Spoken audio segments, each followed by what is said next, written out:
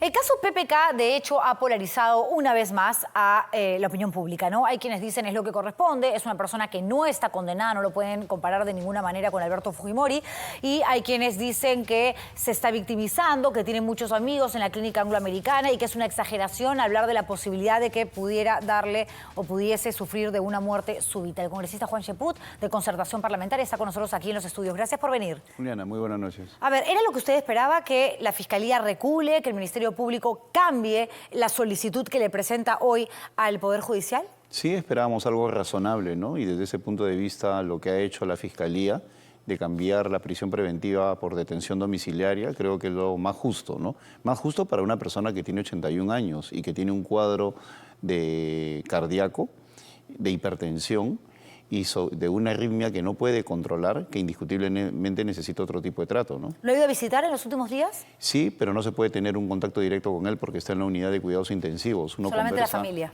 Así es, y uno solamente puede conversar a través de los médicos y de las enfermeras. Entonces, para respetar ese aislamiento que exigen los médicos, es preferible a veces no asistir continuamente, ¿no? Más allá del tema de salud en sí, lo que arroja este informe médico, que en un ratito les voy a detallar, parte de lo que firman estos doctores representados por el doctor Raúl Cordero, director médico de la Clínica Angloamericana.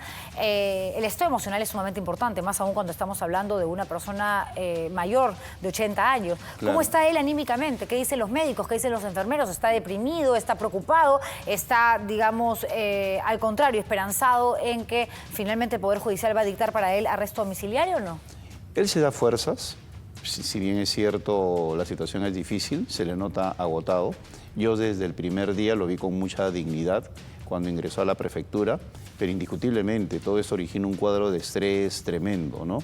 Y más aún cuando él ve que personas como la señora Kisi o su propio chofer, que no tienen que ver nada en el asunto y que se muertan sorprendidos, también tienen que padecer un arresto por estas cuestiones que a veces exige la justicia.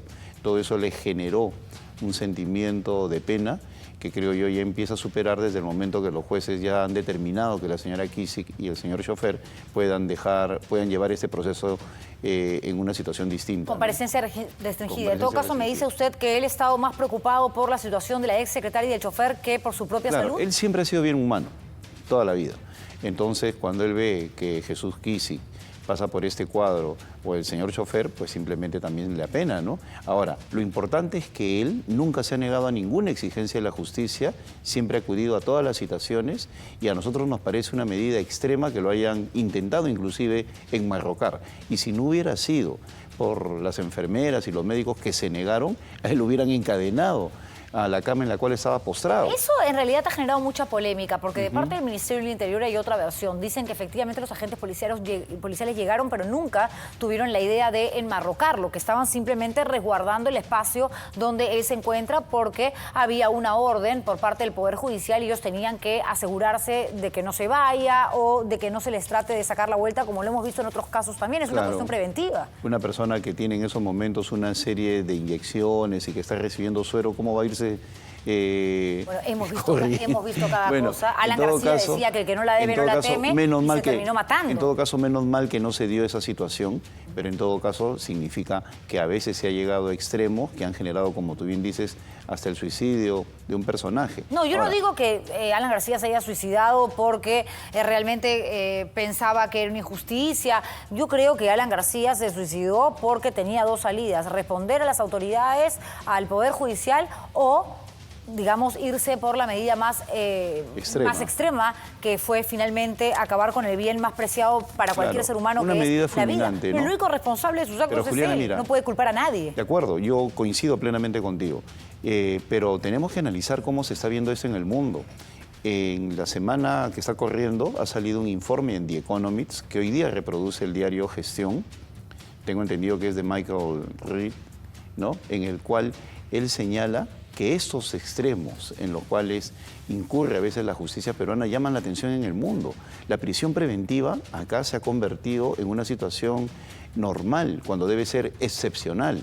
Entonces esas cosas ya empiezan a causar preocupación al mundo y este artículo de The Economist indica, ¿no?, cómo es posible que un expresidente que tiene 81 años le den una prisión, intenten darle una prisión preventiva. Bajo esa consigna congresista, la gente podría decir cómo es posible que Ollantuma y Nadine Heredia, que dejaron sus pasaportes, que tienen 3 hijos en el colegio, que han demostrado que tienen arraigo domiciliario, se van a la cárcel de manera preventiva, pero finalmente en prisión. Porque Keiko Fujimori, que no fue presidenta, por lo tanto no pudo haber sido sobornada a cambio de una obra, está en prisión por aportes de campaña. El artículo todos de The tienen que Economist, reclamar, o todos podrían reclamar en función a sus propias defensas. De acuerdo, e intereses. pero este artículo de la principal revista del mundo, de The Economist, menciona a ellos también.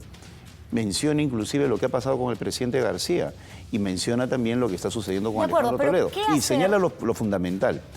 La verdad se puede conseguir por otros métodos. ¿En el Perú? Porque una cosa es escribir desde la perspectiva de una persona que trabaja en el extranjero, que recibe información, que puede ser muy capaz, un tremendo periodista, y otra... Michael Reed es un capo, vive en el Perú, a veces viene, pasa temporadas acá. Una cosa es a veces venir y otra cosa es vivirla y respirar este aire contaminado todos los días. Es como cuando Mario Vargas Llosa salió a opinar, todo bien con su premio Nobel, tremendo escritor, pero que no se mete en política, porque claro, es muy fácil comentar y después irte a comer tapas o tortilla de papas en Madrid. Pero no es el caso de Michael, ¿no? Michael es uno de los periodistas más prestigiosos del mundo. Y yo lo que voy es la percepción que se viene generando en el orbe en relación a lo que sucede en el Perú. Y yo creo que todo eso se puede hacer sin llegar a los extremos de la prisión preventiva. Se está copiando, se está imitando en realidad el modelo brasileño, ¿no? De acuerdo, pero hay una gran diferencia con los brasileños. En Brasil también fueron involucrados los estudios de abogados. Acá ni los tocan. En Brasil... Y las empresas. Las empresas. En Brasil también se determinó qué periodistas habían formado opinión acá a favor de los... Acá ni los tocan a los periodistas. Ni nos tocan, ¿no? Los periodistas. Entonces, deberían investigarlos deberían imitar todo lo que sucede en Brasil. Y en Brasil, casos como los de Susana Villarán serían vistos con lupa. Y vemos que los involucrados, como el señor José Miguel Castro, se pasea en sus medios de comunicación amigos, ¿no? Como hoy día en la mañana estoy en La República, diciendo lo que quieren, no les hacen preguntas ácidas de ningún tipo, y el señor sigue paseándose como Pedro en su niega, casa. ¿no? Él dice que en ningún momento recibió esos 3 millones de dólares que según Jorge Barata, y hoy día, en el 4º día y último de interrogatorio, lo ha ratificado, que es inocente y que todo esto es una gran patraña. Como dicen todos, hasta acusan de algo, seas inocente o no, vas a tratar de defenderte. Las repreguntas del caso cuando se trata de los amigotes, ¿no? Entonces, eso es lo que se cuestiona. Pero ¿qué ¿no? se hace si muchas veces los entrevistados solamente van, y usted lo sabe perfectamente, congresista, donde los periodistas que le van a hacer las preguntas... Que no le van a hacer preguntas incómodas. Por supuesto, por supuesto. Ese es un problema. O sea, yo a veces veo a colegas, no lo voy a mencionar, y digo, qué suerte, tienen a todos. Y aquí, para conseguir un invitado a la semana, tienen que romper el teléfono no sé cuántas veces, y eso, si lo conseguimos, es difícil, es difícil. Claro, porque pero todos sabemos que sus preguntas son agudas e inteligentes. Simplemente trato de ser justa y encontrar la verdad. Yo no tengo amigos políticos, no le debo favores a nadie. Ese doble trato es que el que le hace daño a la lucha contra la corrupción. Cuando uno ve que estas mismas personas que son generosas con sus amigos, que se olvidan de sus faltas, que se olvidan que han estado comprometidos en actos de corrupción, son ácidos, críticos y contundentes y a veces hasta malvados, ¿no? Con aquellas personas que no pertenecen a su entorno. Pero aquí hay un tema que usted menciona y que yo quiero trasladarlo al caso de la campaña de Peruanos por el Cambio, porque usted dice, ¿cómo es posible que hayan empresas que no las tocan? Cosa que sí sucede en Brasil. Periodistas que ni siquiera son mencionados, efectivamente, cuando sabemos que aquí hay gente incluso que ha tenido hasta oficina en el local de Odebrecht, y cuando ya se sabía, no este nivel de corrupción, pero sí que había un aire por lo menos turbio en esa empresa. Entonces, yo digo, ¿qué pasa con Susana de la Puente? ¿Qué pasa con Susana de la Puente? Luis Alba Castro, tiene que responder a la justicia porque supuestamente fue el que recibió los $200.000 para la campaña de Alan García. En el caso de Keiko Fujimori está Yoshiyama, que supuestamente recibió la plata para la campaña de, en ese entonces, Fuerza 2011. Susana de la Puente, según Marcelo Odebrecht y Barata, era la que llevaba la plata para Peruanos por el Cambio. ¿Dónde está Susana de la Puente? Así yo creo que tiene que ser convocada por el fiscal. O sea, se pasea por el mundo porque es una empresaria muy conocida. A mí no me parece. Yo tengo entendido que ella ya renunció al cargo de embajadora que tenía en Inglaterra. Bueno, mínimo, ¿no? No sé dónde está, no sé si se encuentra en el país, pero yo creo en ese sentido que todos sin excepción tienen que acudir al llamado de la justicia para aclarar esta situación. Eso es indiscutible. Y si nosotros queremos en verdad aprovechar que esta situación vinculada a Lava-Jato se convierta en un antes y un después para con la política peruana y mucha gente que en estos momentos se está pasando por agua tibia, pues tenemos que exigir que se presenten ante la justicia, ¿no? Sí, claro, y si se tiene que dictar una orden de comparecencia restringida, tratándose de una persona que viaja muchísimo, que se le mida a ella también con la misma vara que a los demás.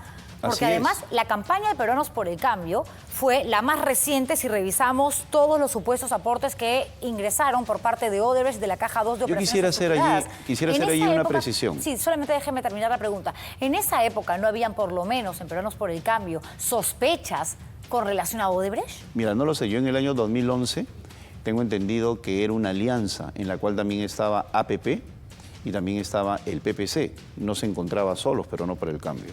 Entonces, era una alianza que era la que en conjunto recibía los aportes de campaña y en ese sentido los tres partidos tendrán que dar explicaciones. Bueno, ¿no? y en el caso de PPK también, prisión preventiva o arresto domiciliario, tiene que responder por la empresa Westfield Capital y por los nexos justamente que tenía con la empresa Odebrecht. No necesariamente cuando fue presidente, porque además fue un gobierno muy efímero, muy corto, pero él ha sido ministro de Economía y presidente del Consejo de Ministros del gobierno de Toledo. Mira, a diferencia de estos señores que son mencionados por Jorge Barata, que exigían que se abrieran cuentas en el extranjero para que les depositaran los millones allá, en el caso de Pedro Pablo Kuczynski, que yo confío en su inocencia, todo lo hizo con los bancos peruanos, lo hizo con el Banco de Crédito, dejó establecida la ruta de la bancarización, no tenía temor para ocultar algo ni hacer una offshore.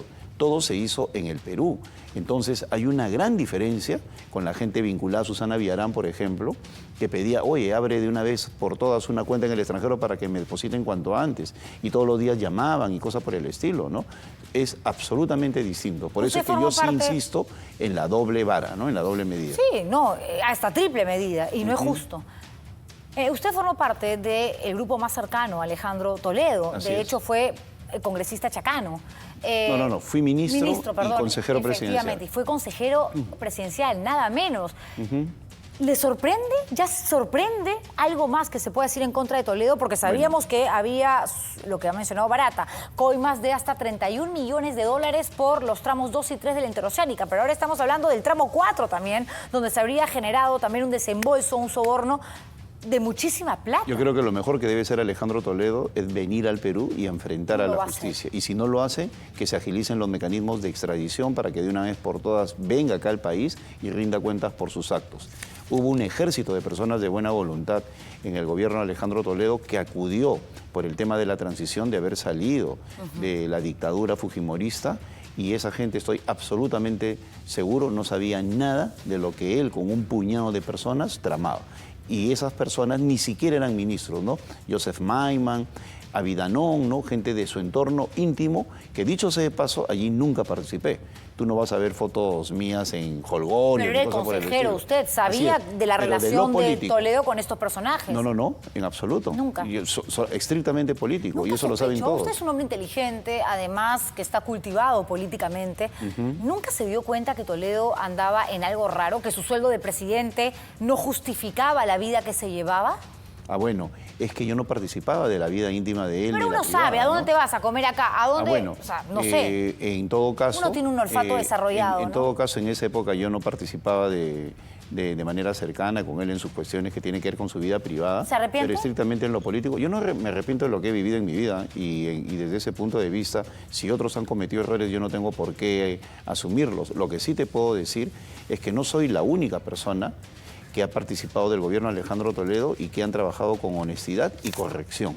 Y yo he visto inclusive que se ha intentado mencionar al primer ministro Carlos Ferrero y es la persona más honesta que yo conozco. Entonces, un político de primer nivel y correcto. Si no se puede generalizar y poner a todos en el mismo saco porque evidentemente las responsabilidades penales son individuales, ¿por qué usted estaba en contra de que Gustavo Guerra García eventualmente se convirtiera en ministro de Transportes y Comunicaciones, que estuvo voceado al final? Eligieron a otro que juramentó porque él descartó la propuesta, dijo no me interesa, y usted dijo no, de ninguna manera, porque trabajó con Susana Villarán. Puede haber trabajado yo no he dicho por Susana Villarán. ¿Por qué, entonces, yo lo que he dicho es de que él ha sido sido sindicado por delitos de corrupción.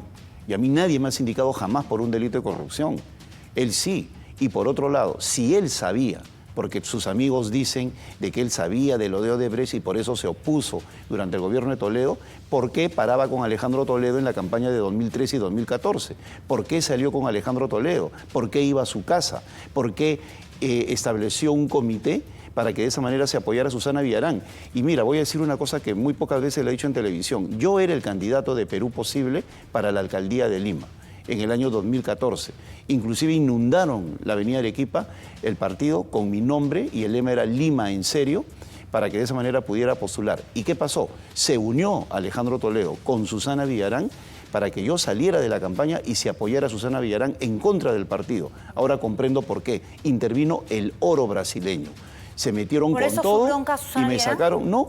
En ese momento no se sabía por qué era. Ahora se está sabiendo por qué. Desde ese momento nace, digamos, No, ese en ese momento, mira, yo ya tenía... simpático hacia No, la yo ya ex tenía... alcaldesa. Allí sí tenía sospechas porque yo hice campaña, por ejemplo, en Caquetá, y 5.000 familias de Caquetá, del Jirón Caquetá en el RIMAC, estaban apenadas porque Susana Villarán hizo campaña para que a esas personas no las desalojaran y ella les prometió, yo no lo voy a desalojar. Lo que está diciendo, tenemos y luego que viene... es que Toledo y Susana Villarán se coludieron para Por hacer supuesto, una campaña... de eso estoy seguro, tanto para el no de la revocatoria, y se utilizó a Perú Posible, y luego Perú Posible declinó de su candidatura municipal para apoyar a Susana Villarán.